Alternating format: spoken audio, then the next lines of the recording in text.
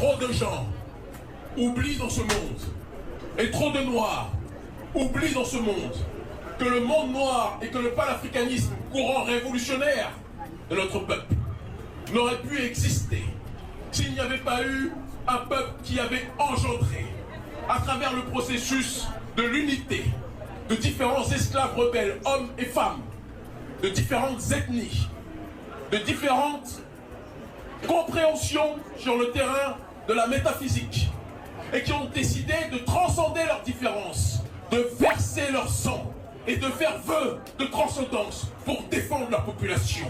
Ces gens-là, ce sont ceux qui ont fait la cérémonie du bois caïman. Et cette cérémonie de libération n'est pas une cérémonie que pour Haïti, c'est une cérémonie pour le peuple noir dans sa globalité.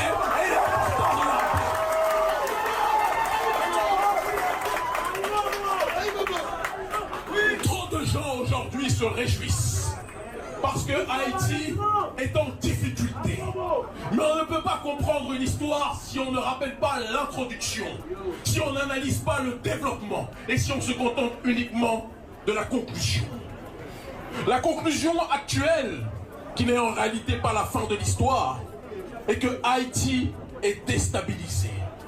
Haïti est socialement et économiquement bousculé. Mais il est important que l'on comprenne comment on est arrivé à cette étape et comment on pourra, avec une démarche d'analyse prospective et de compréhension géopolitique et historique, s'en sortir. Il est important que je vous dise, avant de rentrer dans le vif du sujet, que je suis venu avec ma délégation depuis l'Éthiopie. Nous avons fait le voyage le plus long de notre vie parce que nous avons dû contourner certains pays qui n'aiment pas ceux qui se battent pour la liberté du peuple noir. Nous avons dû contourner le Canada, les États-Unis, arriver à Cuba, faire le tour du monde d'Éthiopie jusqu'à ici pour venir vous voir. Nous avons payé nous-mêmes nos billets d'avion. Nous avons pris nous-mêmes dans nos économies. Parce que vous êtes pour nous l'avenir de notre peuple.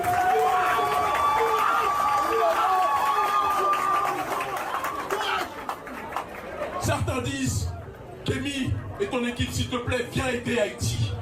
Il est important que je précise que c'est vous qui nous revitalisez. Parce qu'un panafricaniste qui vient à Haïti, c'est comme un chrétien qui va au Vatican. C'est comme un musulman qui va à la Mecque. Sur le terrain politique, notre Mecque, c'est Haïti. Micro-vérité.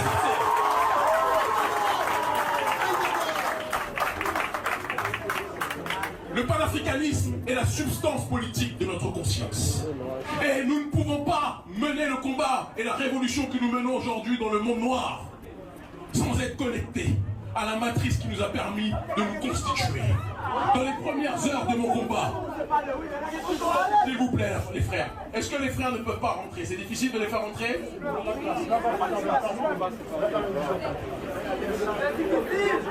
On est ensemble, d'accord? Je veux que vous sachiez qu'on est ensemble, d'accord? Pas de stress. Ce panafricanisme s'est bâti dans notre conscience en étudiant la révolution de Tessali. La révolution de tous ceux qui ont constitué le bois, la cérémonie du bois caïman. La révolution d'hommes et de femmes qui ont décidé d'orienter leur destin vers la voie de l'élévation. Il n'y aurait pas de Kémy Séba s'il n'y avait pas eu ceux qui s'étaient levés pour libérer ce pays. Aujourd'hui, le monde entier et beaucoup de Noirs, lorsqu'on leur demande de prendre leur indépendance, disent qu'ils ne veulent pas finir comme Haïti. Mais c'est de l'ignorance, de l'imbécilité que de réagir ainsi. Haïti paye le prix de sa défiance vis-à-vis de l'impérialisme. Et aujourd'hui, certains pays se présentent comme les meilleurs amis d'Haïti, alors qu'ils sont là pour maintenir Haïti sous assistance respiratoire. Est-ce que chacun voit de qui je parle? Est-ce que chacun voit de qui je parle?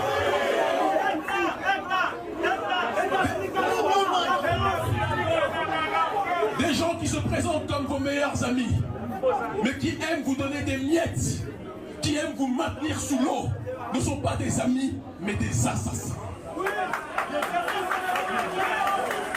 Des gens, lorsqu'on leur demande de parler de la dette qu'ils doivent à Haïti, ils vous disent comme Emmanuel Macron, je vais réfléchir, je vais analyser pour voir si on doit quelque chose à Haïti. Vous devez votre fille à Haïti. L'Occident doit sa vie à Haïti. La France doit son pouvoir en grande partie à la puissance et à la spoliation d'Haïti. Et si la France ne veut pas reconnaître sa dette, le gouvernement français, tout comme l'élite occidentale de manière générale, sera tôt ou tard forcé à reconnaître ses responsabilités face à un peuple qui a été plus que jamais broyé. Et il est temps de rentrer, par conséquent, dans le vif du sujet. Je précise pour rassurer certaines entités, parce que je sais qu'il y a une majorité d'amis, mais je sais qu'il y a sans doute aussi des gens qui sont en relation avec certaines ambassades ou officines occidentales. Je ne veux pas vous stresser. Soyez rassurés. Aïe Bobo. Ne soyez pas tendus. Vous pourrez continuer à voyager, même si vous m'avez reçu ici. Mais il est important en tant que noir rebelle, en tant que nègre rebelle, que chacun prenne ses responsabilités et que l'on emploie un discours de vérité. Haïti est dans la situation dans laquelle elle est aujourd'hui parce que depuis sa défiance contre le système colonial, contre le système impérial, l'Occident s'est juré de maintenir ce pays sous assistance respiratoire parce qu'il savait que si ce pays se lève, ça va être une boussole pour le reste du monde noir. Est-ce que chacun comprend ce que je suis en train de dire? Est-ce que ça rentre dans le cœur de chacun, dans l'esprit de chacun? Ils ont envoyé une multitude d'ONG, une multitude de structures visant soi-disant à vous aider. Mais derrière la prétendue aide, on dit toujours que l'aide qui ne vous aide pas à vous libérer n'est pas une aide, mais une prison. Il faut laisser le pays de l'aide. Et nous remercions le bandit de Donald Trump d'avoir fermé USAID. Parce que eux pensent qu'en faisant cela, ils laissent les nègres en difficulté. Mais on dit toujours que c'est lorsque les noirs sont laissés livrés à eux-mêmes qu'ils prennent plus que jamais leur destin en main, leur responsabilité, et qu'ils vont se rapprocher du processus de libération. Je sais que certains sont fâchés, peut-être qu'ils avaient des contrats avec USAID. Objectivement, ce n'est pas mon cas. Donc je peux en parler avec simplicité. Haïti a été, après sa victoire et la bataille de Vertières, a été ciblé par l'élite occidentale qui s'est dit que si ces esclaves rebelles sont un symbole pour les autres peuples noirs, tout le monde noir risque de suivre le chemin et de mener une révolte noire globale. Et donc ils se sont dit qu'il fallait tout faire pour déstabiliser ce pays. Tout faire pour briser l'espérance au sein des rangs du peuple de ce pays. Et de siècle en siècle, d'année en année, on est arrivé à un pays qui au départ était le pays de la résistance, à un pays qui aujourd'hui est colonisé par les ONG occidentales. Des ONG qui vous disent, on vous finance si et seulement si vous suivez notre agenda. Des ONG qui vous disent, on est avec vous si et seulement si vous quittez votre culture, votre spiritualité, et vous suivez le chemin que nous vous imposons. Les ONG sont le bras armé droit du système colonial. L'autre bras armé, ce sont les mafias qui livrent les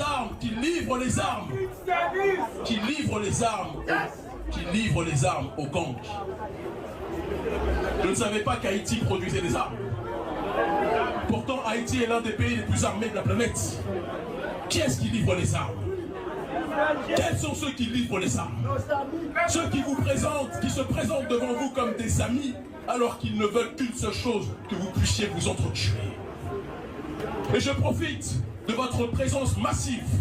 Je suis bouleversé du nombre que vous êtes ici dans la salle en bas qui nous écoutent en même temps. Je profite de votre présence massive pour dire aux gangs, à Port-au-Prince et ailleurs, que vos ennemis, membres des gangs, ce n'est pas le peuple haïtien. Vos ennemis, ce sont ceux qui vous ont donné les armes pour que vous vous entretuiez.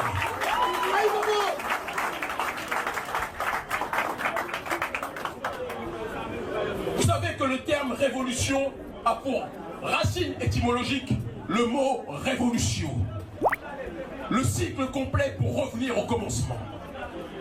Avant la construction des grandes civilisations et des grands empires, un peu partout dans le monde, il y a toujours des batailles de tribus. des batailles de famille, des guerres, jusqu'à un moment où différentes tribus et différentes familles réalisent qu'au-delà de leur guerre horizontale, elles ont un ennemi supérieur. Un ennemi qui est au-dessus d'eux et qui tire les ficelles pour maintenir le processus de la division. Aux membres des gangs, je vous le dis et je vous l'implore avec l'amour d'un frère africain qui aime Haïti en perdre la raison. Rappelez-vous que vos ennemis ne sont pas le peuple haïtien. Vos ennemis sont ceux qui vous financent pour vous entretuer. Et le jour où les gangs réaliseront que si ils cessent de tourner leurs armes contre le peuple, mais qu'ils s'allient, qu'ils se mélangent au peuple, qu'ils demandent pardon au peuple pour les crimes qui ont été commis dans un cadre de manipulation, nous le savons, et que le peuple et les gangs se réunissent contre la puissance coloniale, Haïti fera à l'échelle mondiale ce que le Sahel est en train de faire au niveau africain.